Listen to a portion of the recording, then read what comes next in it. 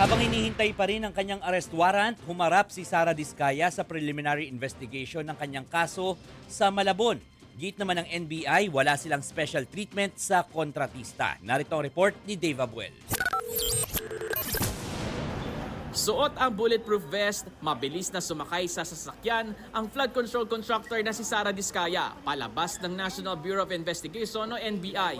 Higit isang linggo nang nananatili sa NBI si Sara matapos magpasailalim sa voluntary custody.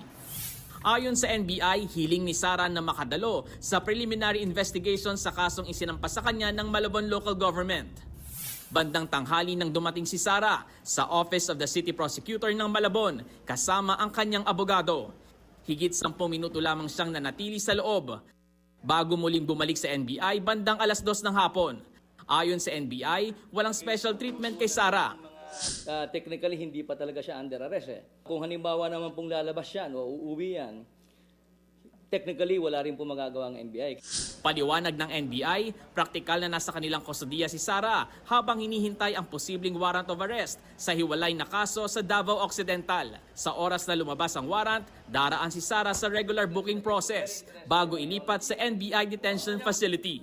Nagbabalita mula sa Frontline, Dave Abuel, News 5. Mga kapatid, ako po si Ruth Cabal. Dito tayo sa totoo, dito tayo sa True FM.